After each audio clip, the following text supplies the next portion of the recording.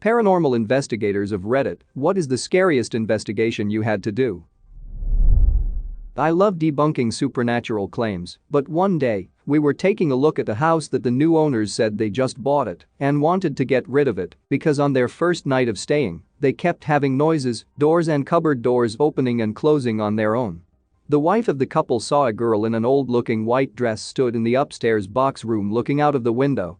And the husband admitted that earlier, he thought he saw a girl in a white dress in the garden, but just thought it was one of the neighbors. Well, it all sounded pretty textbook. We stayed the night in this house but never saw the girl, but unfortunately have no footage either. All the gear was off in the morning. I can't explain it, but all the sensors and cameras were turned off. They still had recording space and battery left, and even the stuff connected to the mains was turned off completely. Some cameras were tripped ice before shutting off, but nothing was captured. Another odd thing is if you look at the time they all typed, it happened within 15 seconds of each other in the order of living room, stairs, landing, box room, which when tested, is exactly how we would trip the camera if we walked from the living room to the box room. No doors were left open, but when we entered the kitchen, all cupboard doors and the fridge doors were all wide open. That day, we went around to ask neighbors if they knew who lived there before the current owner bought it. The most memorable of them was an old man who said, "Heck no. There's a girl in white who stares at you through that window at night. No way in heck I'm going near that place." The current owners hadn't spoken to the neighbors either, so weirdly enough, the accounts matched. Never got to take a look at the house again because the owners said they got into an accident and couldn't be available to let us, and followed by another email to tell me that they're just gonna sell it off. To this day, I can't explain the stuff in that house. It all seems so surreal now. Not me, but a relative worked for a TV show. They did fake encounters investigations going to places that were not actually haunted. Unfortunately, one night, they visited an abandoned property that was actually haunted. They all saw a glowing smoke-like thing, but nothing recorded on camera because they were not filming at that time. 2 members of the crew which appeared to be engulfed by that smoky thing went missing.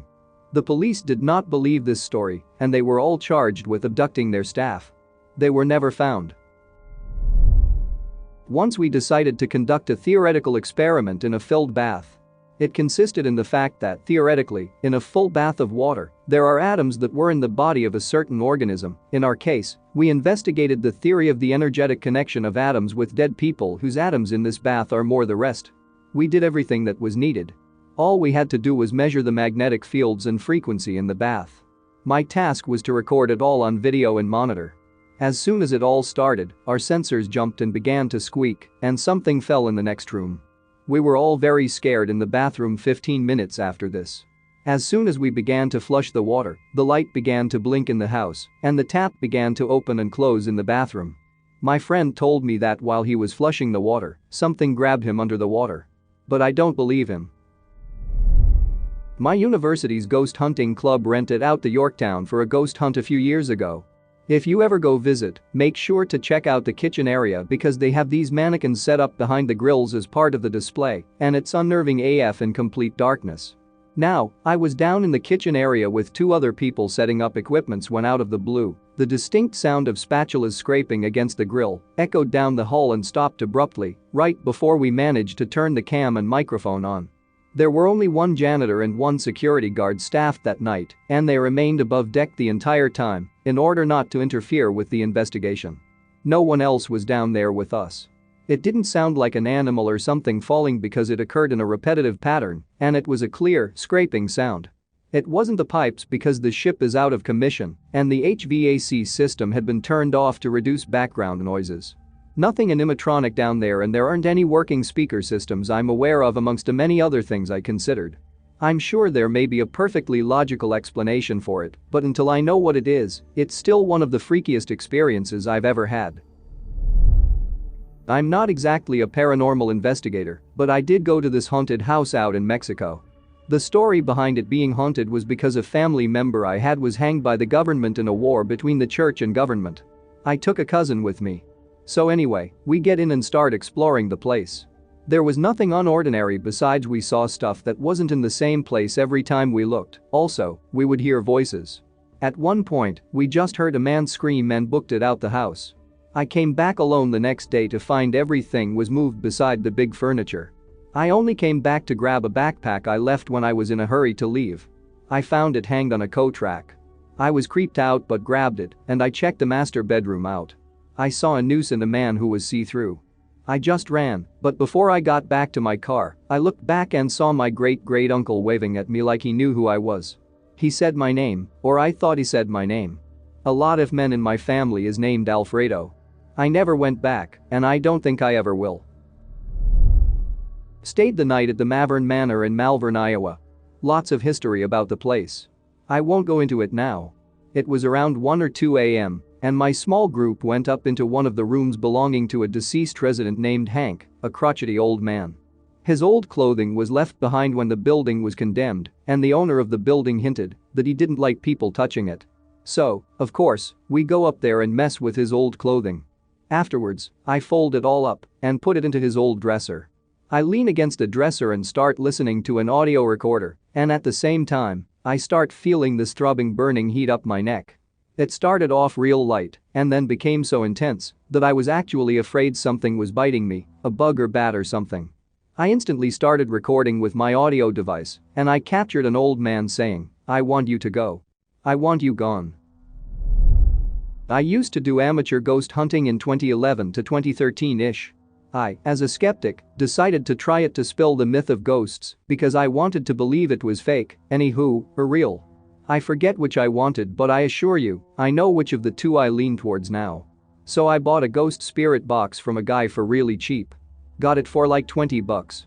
Guy said it was causing all these hauntings in his house, so he wanted it gone ASAP, which made me even more excited to get it.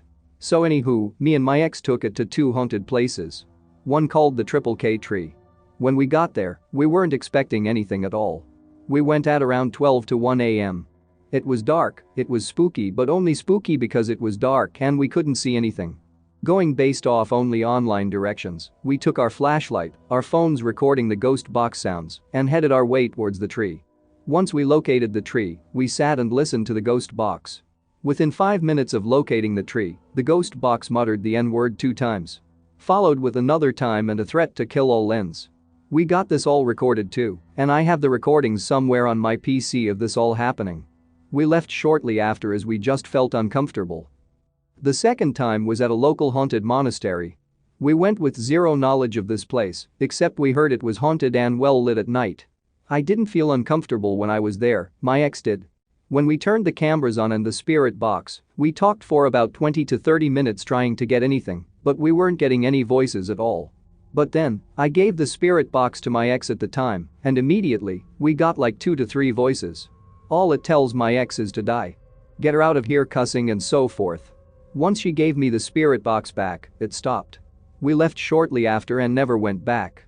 Back when I did some research, I found out that the monastery was male only, so I guess that made sense.